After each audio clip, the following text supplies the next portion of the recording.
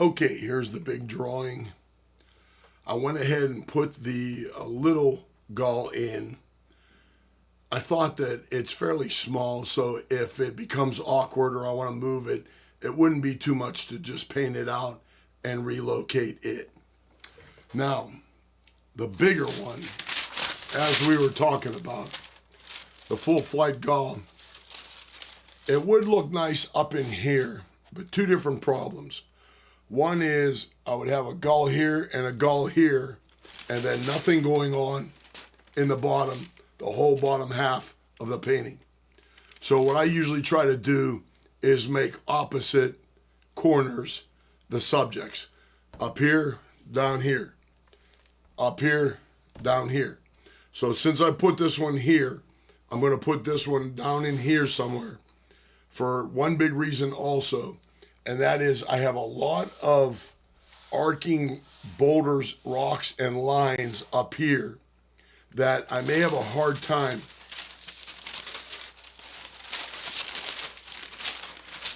putting this drawing down and trying to find an open spot where it won't get confusing with the line work on the background. That I don't want it to match up with any of the lines of the boulders. Then if that wing goes straight into a boulder line, it's going to get confusing. That's what's called a tangent, and that's when you have two different objects on two different planes that share a same line. That kind of staples them together. I talk about that a lot, and this is a reason why I like to be able to move my subject around to make sure I know what's going on all around the subject so nothing gets confusing. So what I'll do is put it down in here somewhere, possibly like right in here, somewhere in here. And then this way it'll be in a fairly open area, fairly light. In the photograph itself, it'll be in that bigger size boulder that kind of looks like a stealth bomber. This one right here.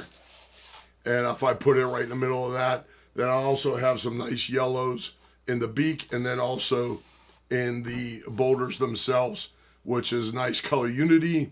But then also, since I'm not doing anything up here or to disturb this particular area up here, I'll have a lot of long curving shapes that will echo these shapes here.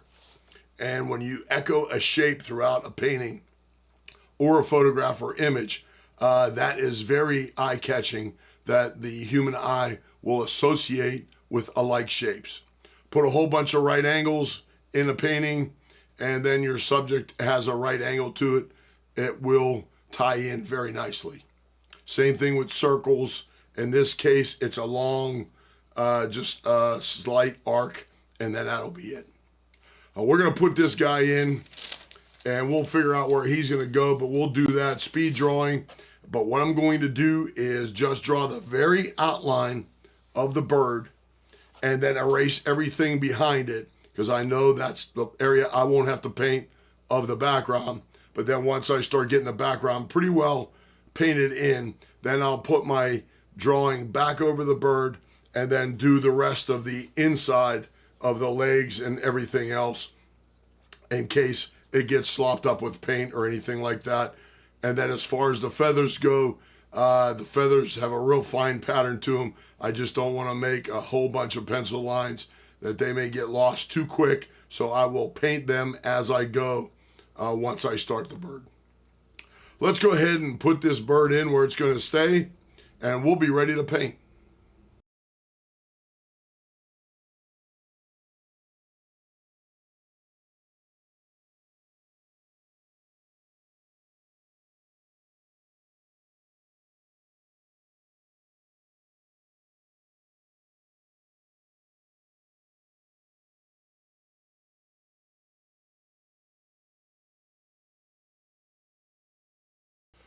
Okay, let me get ready to start painting this up in here. I mixed a gray, but it's leaning a little bit towards blue. So there's a little bit of burnt umber, a little wee bit more of ultramarine blue, that would be the French ultramarine, and then a good bit of white, as I need a good bit of this paint to cover up a pretty big area, and I'm going to probably use at least 3 or 4 coats also, but then I'll also need some left that if I start coming down into the ocean, if I start making my ocean a little bit too dark, or some of the waves, or even this distant island back here, then if it gets a little bit too dark, or if I want to soften the edges to give it some depth, then I'll take this same color that I'm using for the sky and go back over those darker areas in a very subtle way that I'll already have that color mixed, and it'll give me a good opportunity to even up any darker areas that I want, especially if I start putting in some of the waves. If they get a little bit too dark, then I can lighten them up.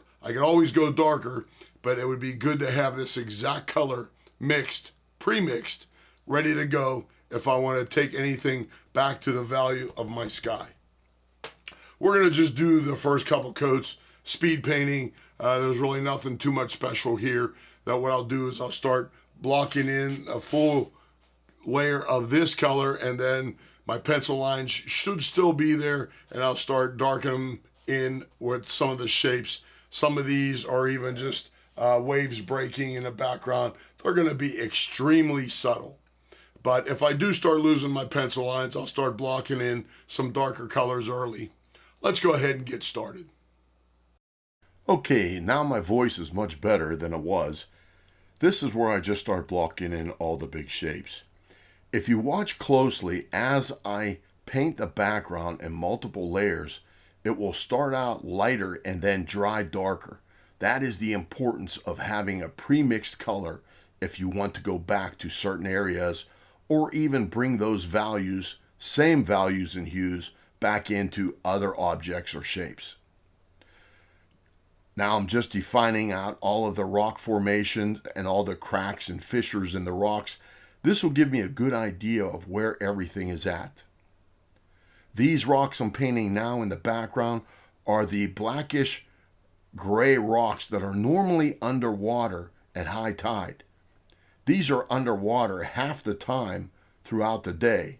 Then the other half of the day, they are above water, so they see quite a difference in an ecosystem environment.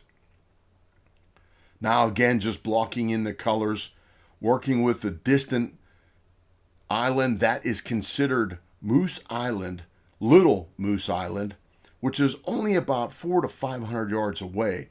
But because of the heavy fog and mist from the choppy water, it does limit your visibility quite a bit. Working in some of the different trees and shrubs, I move back and forth just to give myself a break from some of the objects I'm painting.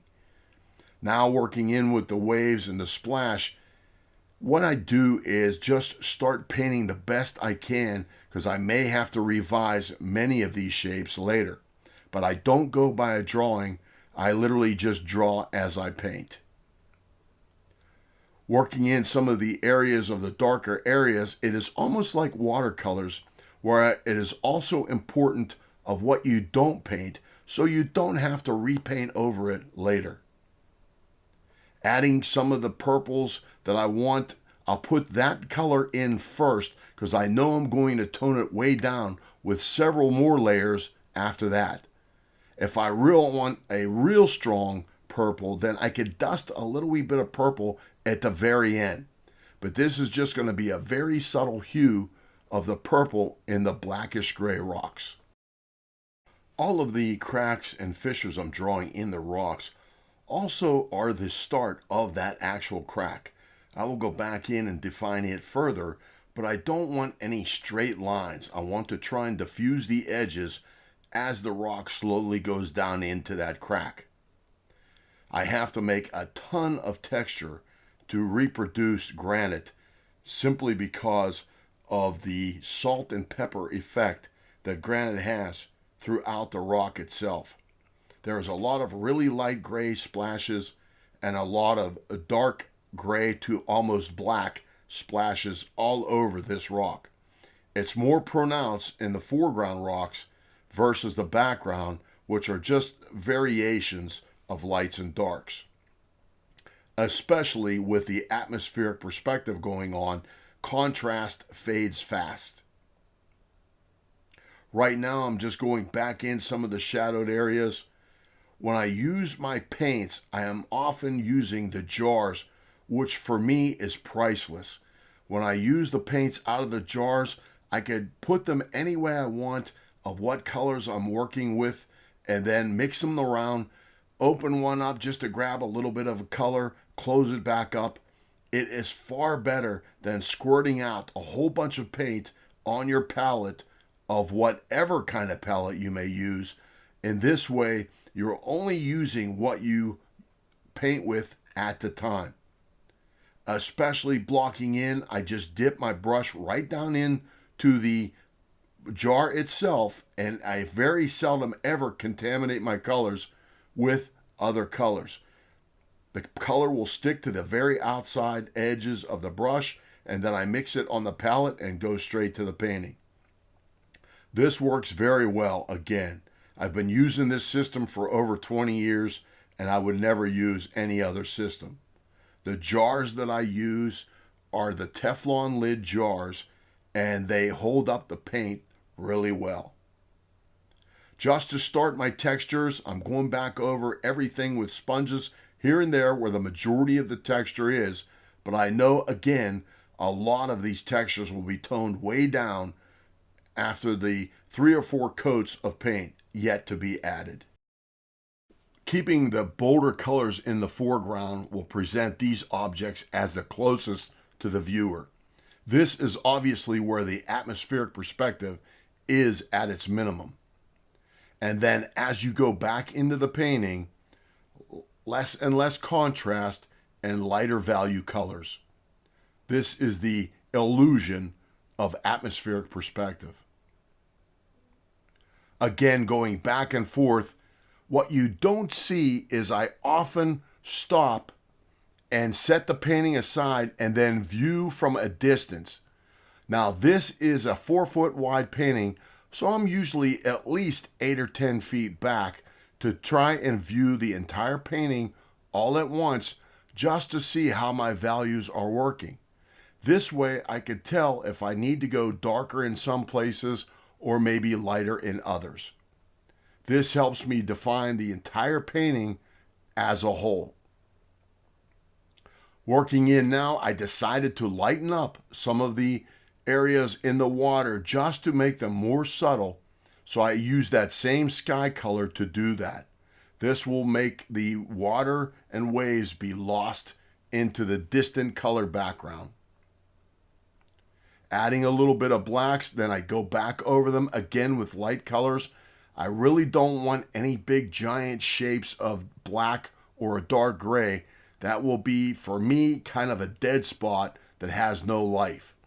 By just putting a little wee bit of light texture or a couple of subtle shapes in that dark area will bring in life and a reason for its form and shape. Going towards the end of my textures, I am just adding more and more detail and texture as I go, building up values over and over. What I am doing is also mixing with matte medium, which is a little bit difficult to control sometimes. Depending on what colors you're using, the matte medium will make the color lighter, but dark colors will dry darker overall, and light colors will dry lighter overall. The reason why is you're mixing white with a matte medium. Matte medium starts out as white, and then when you mix it with lighter colors, the whites, the grays, unbleached titanium, colors such as that, as the matte medium dries, you're losing some of that lighter color. So then they will dry darker, or in other words, less white than you thought you originally had. At the same time, the darker colors will dry darker because you're mixing them with the white matte medium. And once the white matte medium dries, you'll only be left with what dark color you had. For this reason, sometimes it is necessary to go back and forth over what you've already had done, because sometimes you don't understand or realize how much matte medium you can have with the colors you're working with. Let's go ahead and take a look. Okay, let's take a look and see what we have. I made this rock a little bit darker. Just real quickly, I started the distant bird, the distant gull. A lot of this black will go a little bit lighter. I'll add more texture to it, very subtle. I'm mixing my paint with a lot of matte medium, and that really helps me flow on a real light glaze. So I'm only changing the color a little bit at a time, but to get this kind of a texture, that's what I want to do. And I can also add real subtle purples, burnt siennas, the blues, the light grayish blue. I have several grays mixed on a warm side, a cool side, and a neutral side. But right now the blacks are a little bit too strong. These aren't even started yet. I have to put texture in here, and then the tops of the rocks aren't started. This is what I'll do to make it look fractured.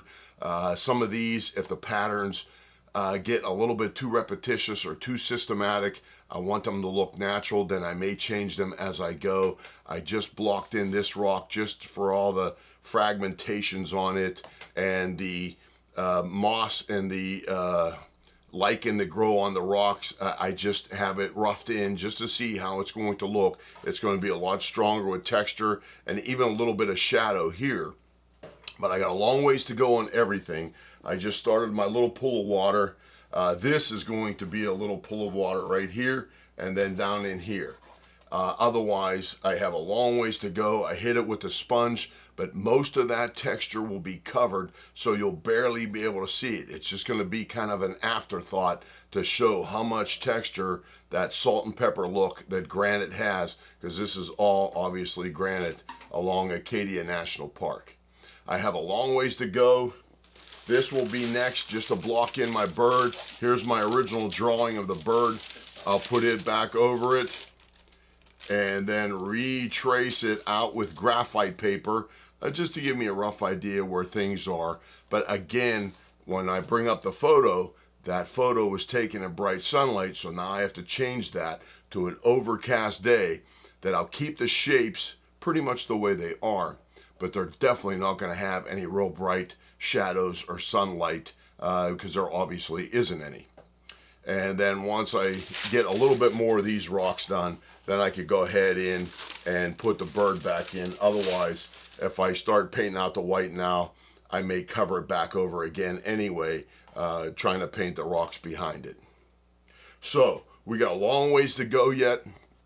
Just right now I have about 50 clips that average about 45 minutes each so far. So that'll just give you a rough idea how much time I spent. And then it's very important to note that when I mix this blue, I use that gray blue to tone down the distant island and also the waves, just to make them disappear off into the horizon. And by using that same color, that works really well. But having that same color mixed makes all the difference in the world. If you've ever noticed that while I'm painting, it'll come out really dark once it dries. I'll put it down, it'll be lighter, and then as it dries, it darkens up. So if you try to mix a color that's already dry with colors that are wet, and you want a perfect match, it is very difficult unless you have that color pre-mixed. Let's go ahead and get this guy done, and we'll do a final thoughts after it's finished. Please keep in mind that I duplicate some of the information more than once throughout even the same video, and often through multiple videos. Not everybody gets a chance to watch all of these videos from start to finish. For that reason, I feel some of the more important information should be mentioned more than once. Now, with that said, again, I'm going back and forth, lights to darks, darks to lights, over and over, rendering my final patterns, textures, and shapes. This takes a while working with transparent acrylics. They are almost the same as watercolors, but you get to go back over the dark colors with lighter colors. This is why I often do specific subject matter in acrylics, or maybe I may use watercolors, depending on how I feel I could do and end up with a final project. The final point would be is I often like to know what I am painting. To me, this is very important. That is why I only work from my own photographs, because I can at least say I was there. I would love to be able to paint on location, but because of my particular schedule, do I make one or two paintings or take hundreds of photographs that I could work with later? That is the choice every artist has to make. Now, the most important thing is, at least if you're there, you can make mental notes, and my photographs often dictate that, of what photographs I take and why. If I take a series of photographs to record a particular area, what I might be noting is why some of the colors on the stones are very light. This could be very well for the simple reason of where people walk over them for decades, every day, all day. They wear out the stones, wear out the roots of the trees, break in and make unofficial trails. All of these things can be noted if you are there. Otherwise, is it a pattern of the rock, or is it for some other reason? These are the things that I like to know as I'm painting. Working in some of the bigger colors, you can note even that the top of this big boulder I'm working on, I'm going to leave it fairly worn out.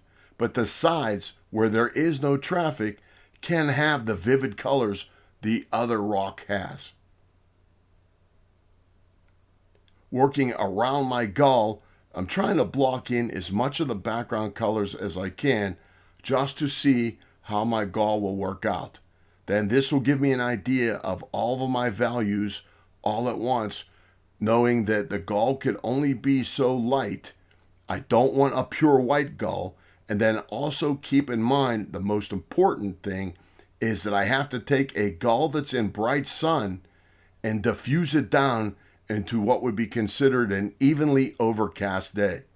So I'm shading the shapes of the bird itself, but only with the light that would be available on a day such as this. Finishing in with a smaller brush, what this does is also allow me to keep less paint on the brush. It sounds obvious, but the reason why is if I have too much paint on any given brush, it may be more difficult to blend that off into what colors and values that are already there.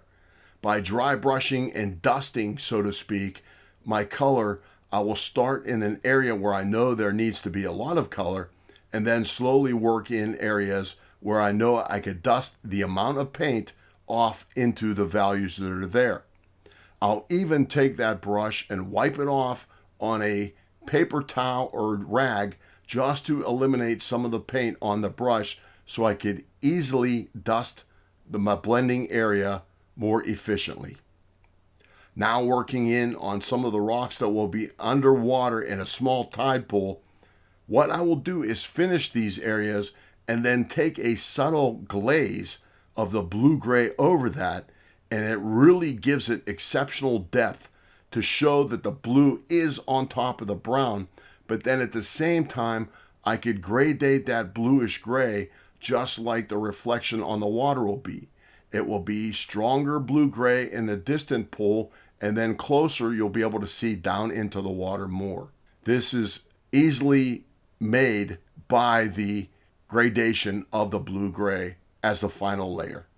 Refining the eye and the bill, I'm trying to go back and forth just to give myself an idea again where some of the very subtle lighter areas will be on the shadowed rocks. This is where you'll barely be able to see some of the shapes down in the deep shadowed areas. Keep in mind, this is a low light day to begin with, so some of the areas can be very dark with very little detail and contrast. Working in some of the feathers, what I will do is refine my feathers up until the upper right wing of the bird. This is where it is heavily shadowed, and I'm not going to define each and every feather in that particular part of that wing. Refining some of the tail feathers, I have to block in each set of feathers as I go. And again, I will often make things darker gray than they need to, just so I could bring in my real thinned out white and also my transparent white over top of them. Here I'm adding some very subtle textures to the shadowed areas of the rocks. Again, if you notice, as everything dries, it may change in value. Usually always the opposite of watercolors. Here I'm adding my gray wash. I'll also put in a subtle reflection of each rock that's near the water. This will give me an idea of what contrast I need and if I need to adjust them as I go. The foreground rocks will take a little wee bit more detail and texture than the middle ground, or more importantly, the distant rocks will just have overall shapes, and that's about it. Finishing up with some of the moss and fungus that grows on the rock. This is now usually only the rock that is above water all the time. So again, I have to be careful making mental notes where these particular colors and values will go. If they are not on the rock that's underwater, then I have to be careful where I add them. They may be on the very edges, just where the water might come close to it, but it may not be submerged all the time. These are the subtle little things I need to keep track of throughout a painting. Let's look at our final thoughts. Okay, let's take a look and see what we have. I like the way the distant island came out. That's fairly close. It's only maybe 400 or 500 yards away, but it's very limited visibility, obviously. And I used that same color mixed for the sky as I did to tone down the trees and the low brush along that island, just to barely be able to see it due to the very limited visibility. That same color I also used back in the waves, and it toned them way down to the point where up in here is just about lost completely, and then towards the shore it's a little bit more pronounced. These rocks here are blackish blue with a little bit of purple in them. Those are the ones that are usually underwater in low tide, so they're a little bit different than all the other rocks. All the other granite, they are sometimes worn down from just people walking over them over and over and over for years, whereas other ones stay pretty crisp and bright and vivid. And then of course where you have the water draining off over in here, it's a little wee bit more bold also where the water is. Other places it's foggy, but it's still a little bit on the dry side, where other places are wet, and that's just due to runoff or where the water is slowly draining off from low tide. The bird I just put in just to have a focal point, and it's Buddy over here, just in the background, just to give a more or less some kind of a main subject within that landscape, seascape area. This particular bird, the tips of the wings are starting to get lost into the rocks, and I wanted that just to create what is called a lost and found. If I had it out in the sky, then it would have that cut out, pasted down look. In some situations that's okay, but in this particular setup, I just wanted it to just kind of be there, but then take you back in to all the rocks and everywhere else that those lost and founds would create.